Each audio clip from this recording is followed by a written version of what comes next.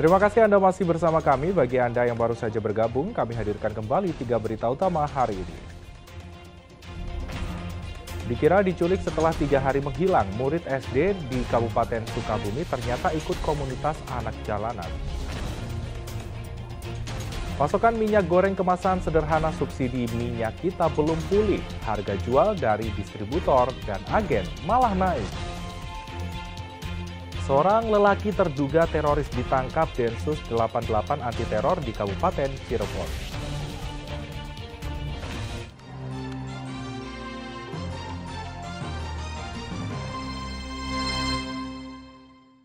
Cuaca buruk yang melanda perairan Laut Jawa berimbas pada menurunnya pasokan ikan akibat banyak nelayan tidak melaut. Akibatnya, modal yang harus dikeluarkan perajin bertambah dan proses produksi ikan asin memerlukan waktu lebih lama.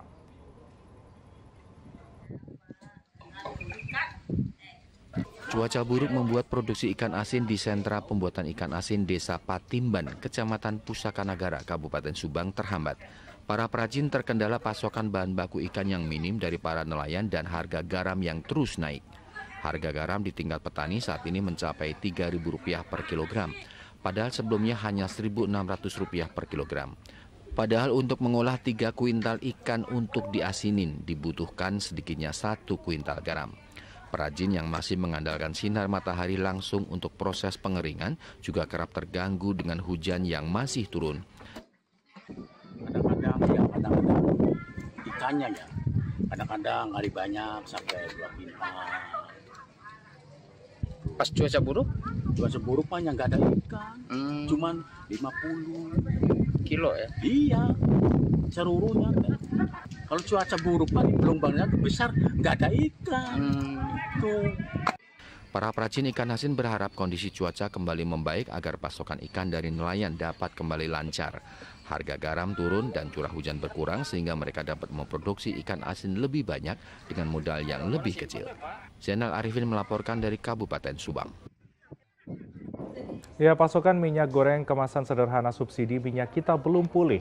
Harga jual dari distributor dan agen pun malah naik sehingga pedagang pasar tradisional tidak bisa menjual ke konsumen sesuai harga eceran tertinggi yang tercantum di kemasan.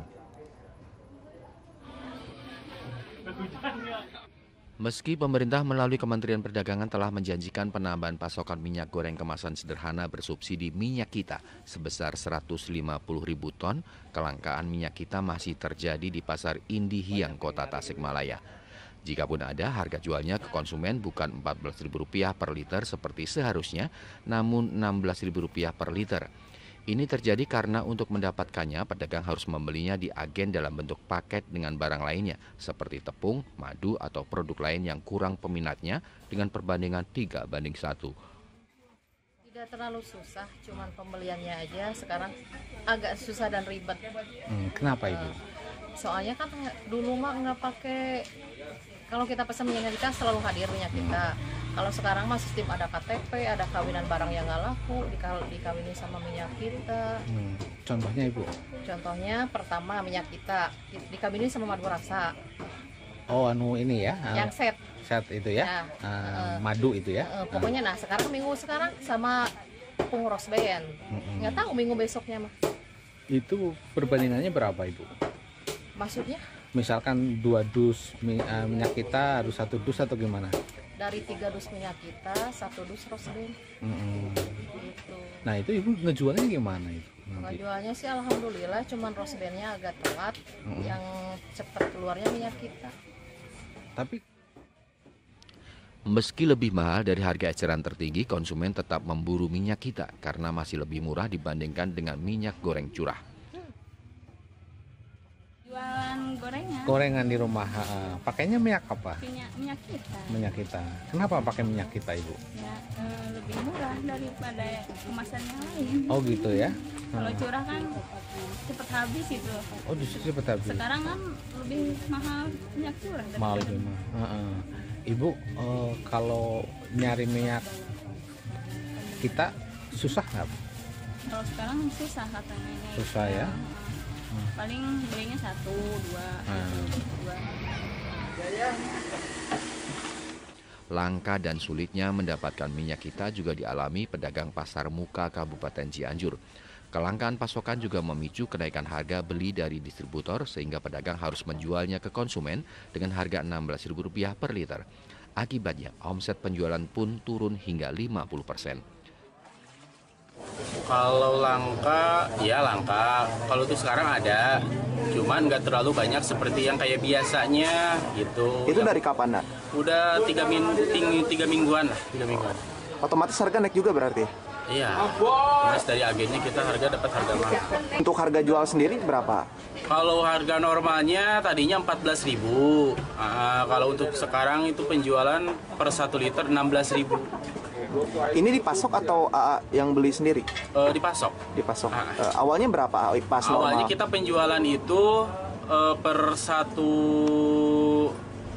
pouch 14.000. Dipasok dalam per 1 minggu itu 25 dus. Waktu normal tuh? Waktu normal. Kalau untuk sekarang? Kalau untuk sekarang lagi susah, paling dapat 4 dus. Mulai langka mah udah lama, yang langka-langkanya itu mah 3 minggu yang lalu lah. Apalagi sekarang. Makin sulit maksudnya? Makin sulit. Nyoba harganya naik, barangnya nggak ada. Dari berapa Bu ini? Harga jualnya dari berapa Bu? Harga jualnya kemarin 14.000, yang 13.500 nyampe sekarang jadi 16.000 juga. Udah susah dijualnya. Ini Ibu beli sendiri atau ada yang masuk Bu? Ada yang masuk sih beli Bu dari ini juga gitu. Pas harga normal itu Bu, Ibu masuk berapa Bu? Paling Ibu beli nggak banyak sih, cuma 5 karton. Udah buat eceran di sini. Kalau sekarang Bu? Susah, boro-boro 5 karton. Mau 1 karton juga harus dikawinin. Sama minyak curah 1 jaligen, minyak itunya 1 dus. Untuk selain minyak kita. Para pedagang berharap harga minyak kita turun sesuai HET sehingga warga bisa mendapatkan minyak goreng murah dan omset penjualan mereka kembali normal. Eko Setiabudi dan Rendra Gozali melaporkan dari kota Tasikmalaya dan Kabupaten Cianjur. Aturan baru pembatasan penjualan dan pembelian gas LPG subsidi tabung 3 kg oleh pemerintah pusat belum jelas kapan akan diberlakukan. Pemerintah Kabupaten Garut saat ini memastikan penjualan dan pembelian gas LPG subsidi tabung 3 kg masihlah bebas. Rencana pemerintah pusat yang bakal memberlakukan aturan baru pembelian gas LPG subsidi tabung 3 kg hingga saat ini masih belum jelas pelaksanaannya di daerah termasuk di Kabupaten Garut. Dalam aturan baru dari Direktur Jenderal Minyak dan Gas Bumi, Kementerian Energi dan Sumber Daya Mineral, nantinya setiap warga yang akan membeli gas LPG 3 kg harus menunjukkan KTP elektronik. Warung kecil tidak diizinkan menjual gas LPG tabung 3 kg dan penjualan hanya dilakukan di pangkalan resmi yang sudah ditunjuk. Kebijakan itu dikeluarkan dengan alasan agar distribusi LPG bersubsidi tepat sasaran. Namun pemerintah Kabupaten Garut menyatakan peraturan tersebut belum berlaku. Melakukan KTP, nah kita belum ada kejelasan aturan main ke Kabupaten Garut. Sehingga di Kabupaten Garut dipersilakan kepada pelaku usaha, rumah tangga ataupun nelayan untuk membeli. Hanya membelinya sebetulnya harusnya di pangkalan. Gitu. Oh gitu. Menunggu aturan mainnya. Kalau nanti sudah ada, kita kan buat surat edaran Bupati agar lebih jelas, tuntas gitu sih, sehingga orang tidak bertanya-tanya. Nah hari ini saya belum bisa bergerak apapun, dipersilakan karena mekanisme SPG yang kita lakukan dari SPBE, dari agen pangkalan yang menjualnya ya Pak. Sebenarnya selama 3 tahun terakhir PT Pertamina sudah mewajibkan pemilik pangkalan gas LPG untuk melampirkan KTP para pembeli gas LPG subsidi tabung 3 kg dari kalangan pemilik warung pengecer gas LPG dan bukan bagi warga biasa. Jadi warga yang mau beli itu kalau ke pangkalan harus pakai KTP, fotokopi apa-apanya Pak? Fotokopinya? Fotokopinya. Itu untuk apa Pak?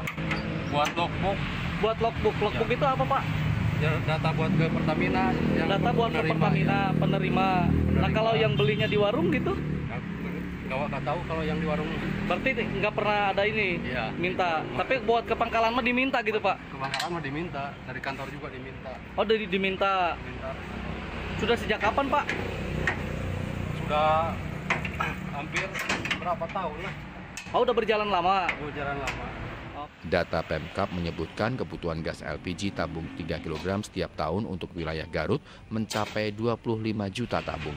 Namun baru terrealisasi di angka 18 juta tabung per tahun. Sedangkan jumlah tabung LPG 3 kilo yang beredar setiap hari bisa mencapai 160.000 tabung. Jumlah ini akan terus bertambah drastis saat memasuki masa libur panjang atau menjelang Hari Raya Idul Fitri. Agar subsidi LPG bisa dinikmati oleh warga yang memang membutuhkan, pemerintah mengimbau agar warga dengan kemampuan ekonomi lebih baik menggunakan LPG non-subsidi tabung 5 kg atau lebih. Eko Setiabudi melaporkan dari Kabupaten Garut.